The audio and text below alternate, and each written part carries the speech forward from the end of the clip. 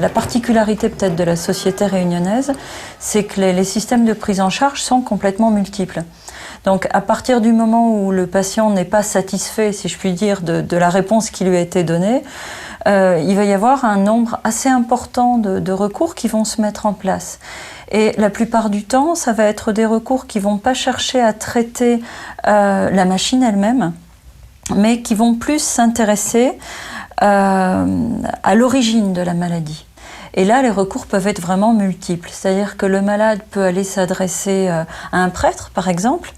Il peut aller s'adresser également à un tisaneur. Donc dans ce cas-là, on aura des recours avec des médecines souvent liées aux plantes, etc.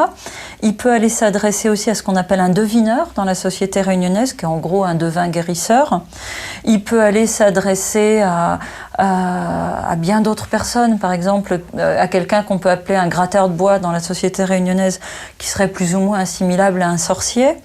Ensuite, il y a toutes les médecines qui sont reconnues non européennes, qui correspondent en gros aux origines des habitants de la Réunion. Ça peut être la médecine chinoise, pour les Réunionnais d'origine chinoise, et pas seulement pour eux d'ailleurs, pour pas mal de Réunionnais.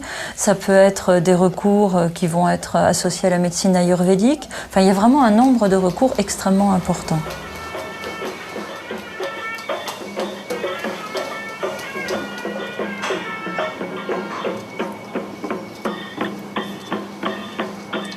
Les gens vont aller consulter par exemple un prêtre d'origine indienne, alors qu'ils ne sont absolument pas d'origine indienne, qui pratiquent absolument pas l'hindouisme, mais parce qu'une divinité de l'hindouisme a une grande réputation d'efficacité, ou parce qu'un rituel a une réputation d'efficacité dans un contexte donné pour la guérison de telle ou telle maladie, les gens vont aller voir, cette personne vont aller voir le prêtre et vont faire le rituel qui correspond au résultat attendu.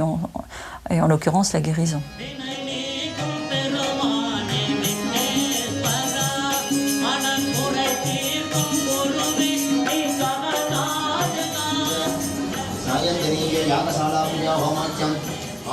Il y a à La Réunion les maladies qu'on appelle les maladies que le docteur ne connaît pas. Et pour ces maladies-là, c'est pas la peine d'aller voir le médecin, puisque de toute façon, on sait qu'il n'a pas la réponse. Donc dans ce cas-là, on sait que c'est quelqu'un d'autre qu'on ira voir. Par exemple, il y a une maladie des petits-enfants qu'on appelle le tambave, qui correspond absolument à rien dans la biomédecine, mais qui est extrêmement présente et qui correspond à quelque chose de tout à fait concret et tangible pour les mamans qui ont des bébés qui manifestent ces symptômes-là. Quand c'est le cas, les mamans, elles vont voir un tisaneur, parce que quand elles vont voir un tisaneur et qu'elles disent au tisaneur « mon bébé a du tambave », le tisaneur, ok, il sait qu'il doit préparer une tisane spécifique à partir de cœur de bêche, à partir d'anis, à partir d'un certain nombre d'ingrédients qui vont soigner ce à quoi correspond cette maladie dans le système thérapeutique réunionnais. Donc en fait, on va voir des tisaneurs, des devineurs, quand en gros l'offre médicale ne répond pas à la demande, quoi.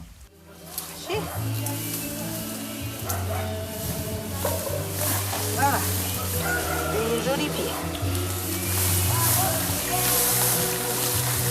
Jolis pieds même. Ah ouais. Tiens, ça fait où? Voilà. Vous prenez 3 cœurs chouchou, Ouais. Et 7 petits affaires, ça. 7. Vous comptez 7. Ça. Les petits affaires là. Le petit goiement là, ça y appelle le petit goiement. Alors tu prends 7 comme ça, et 7 petits cœurs, tu fais bouillir, et puis 7 petits cœurs de raisin, petits raisins là. Fais bouillir, mettre ensemble, et bien ma fille un instant. Hein. Pour vomissement alors. Pour vomissement. Pour le point grand monde, point bébé et tout, hein. Oui. Ah oui, il connaît bien.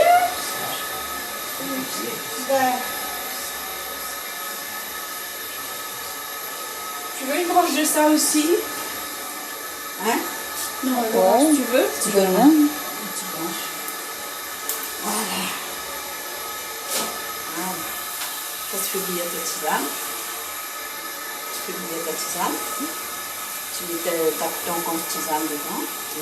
Quand tu mets tout bien bon, je prends quoi? Tisane. Tu vois? C'est vite fait. Il y a les maladies que le docteur ne connaît pas, donc ok, ça, les tisaneurs répondent très bien à la demande. Et puis après, il y a les maladies qu'on va appeler maladies arrangées. Alors, maladies arrangées, c'est les maladies qui ne sont pas arrivées là par hasard, en gros.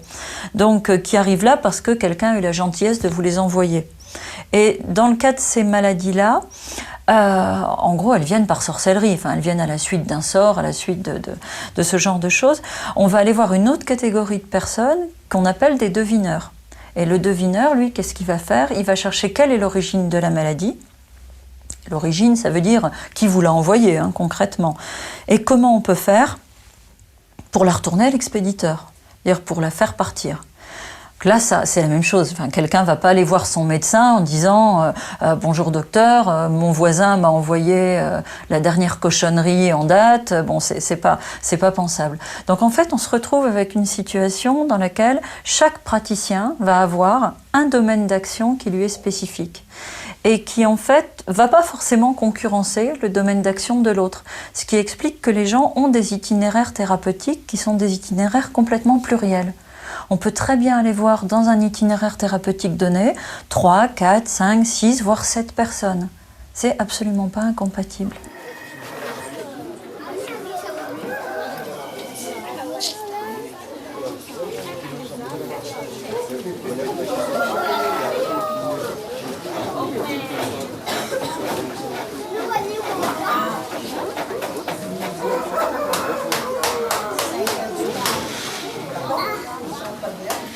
Dans ces thérapies-là, il y a un rapport, mais vraiment de complémentarité entre thérapie et religion. Tout ce qui est thérapeutique est absolument indissociable de l'aspect sacré, en fait. Et on va le retrouver donc chez les tisaneurs, même quand ils ont un rapport aux plantes, qui est un rapport très scientifique en fait aux plantes, puisqu'ils vont vraiment aller les reconnaître. Il y a toute une expérimentation des plantes. On va toujours trouver le petit plus qui va optimiser la recette. Et ça se transmet, donc pareil, dans les familles. La passe, on appelle ça la passe. Et la passe, d'ailleurs, c'est quelque chose d'extrêmement intéressant parce que je vais retrouver les mêmes gestes, que ce soit chez des gens qui se disent catholiques ou que ce soit chez des gens qui se disent hindous ou que ce soit chez des gens qui se disent d'origine malgache. En fait, on se rend compte que le geste est toujours rigoureusement le même.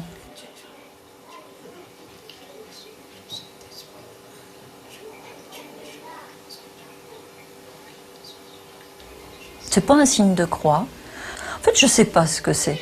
Ce qui est sûr, c'est que c'est une passe au-dessus de la tisane, au-dessus du corps du malade, au-dessus. Que ça s'accompagne toujours d'une formule rituelle qui varie de famille à famille, qui souvent est du reste le petit secret de la famille. C'est ce qu'on va pas montrer, c'est ce qu'on va pas dire, ça va être l'interdit. C'est vraiment ce qui va permettre d'optimiser les résultats, en fait. Voilà, maintenant c'est fini.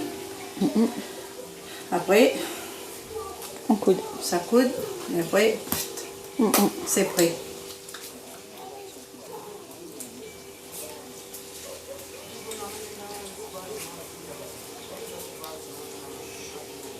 Là maintenant, après, là, on peut mettre n'importe comment. Hein. On peut en servir n'importe quel malade.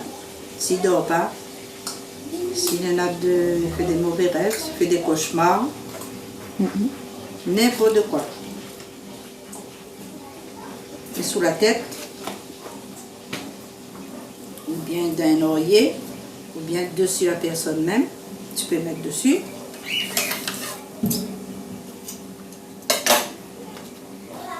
Mais toujours en pensant à Dieu quand même. Toujours à ça. Quand quelqu'un à la Réunion est malade, quand soit la maladie ne passe pas ou la maladie est grave, ou on va se trouver dans une situation de maladie chronique par exemple, il arrive que des gens fassent des promesses. Alors ce qu'on appelle une promesse, c'est en fait une demande de grâce qui oblige la personne guérie à rendre cette promesse. Donc qui va l'impliquer sur un cycle rituel plus ou moins long. Alors ça, c'est valable à la fois dans la religion catholique, c'est valable dans l'hindouisme. Et donc ce sont des promesses qui vont se concrétiser au travers de la participation à des rituels, à des cycles rituels, qui eux-mêmes font intervenir toute la société dans une certaine mesure. Et là, on va avoir un traitement de la maladie qui est à la fois un traitement personnel, qui est un traitement rituel, qui est un traitement religieux et qui est un traitement social. Donc on va vraiment voir les différentes couches du millefeuille qui vont se mettre les unes au-dessus des autres. Ma petite fille a traversé la route et puis elle a eu un accident avec un moto. Elle est rentrée dans le coma. Et puis là, pendant toute la nuit, on a prié. On a demandé la grâce à mon gars. Et puis là, ma petite fille est sortie dans le coma. En hommage à cette guérison-là, ma femme, plutôt, a décidé de faire transpercer la langue et de porter le cavadi.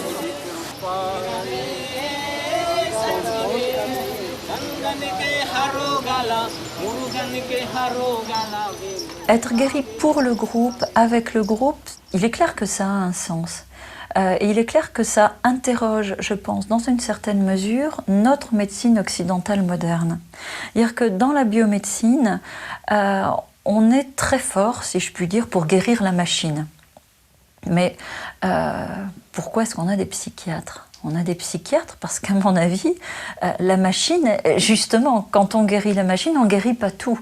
Et quand on discute avec les psys, ils expliquent bien, justement, que parfois guérir la machine, c'est pas suffisant.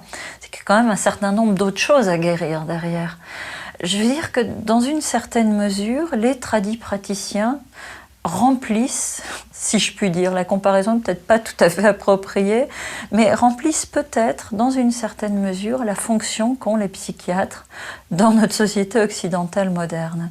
Je pense que certaines maladies, je pense pas, d'ailleurs, c'est les années de recherche que j'ai faites qui me montrent, qui ont tendance à me montrer que un malade qui a comme ça cet itinéraire à aller chercher des choses dans la religion, chez des tradipraticiens, c'est un malade qui a un besoin de prise en charge globale de sa maladie, qui ne se satisfait pas de la simple guérison des symptômes.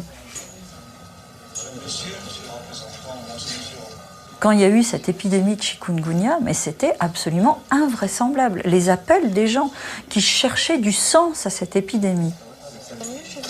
Qu'est-ce qui se passe pour notre gens ? La question qui se posait, c'était pourquoi cette épidémie ? Qu'est-ce qu'elle est ? Qu'est-ce qu'elle représente ? Et là, toutes les hypothèses ressortaient. Est-ce que c'est une plaie divine ? Est-ce que c'est la fin du monde ? Les extraterrestres sont rentrés en ligne de compte, évidemment. Est-ce que c'est le gouvernement américain qui aurait testé une nouvelle arme ? Toutes les explications possibles et imaginables sont passées sur cette radio. Mais c'était extrêmement intéressant, en fait, de voir cette quête du sens que les gens pouvaient avoir pour eux. C'était vraiment important de comprendre d'abord. Donc je pense que le sens est presque premier sur le soin.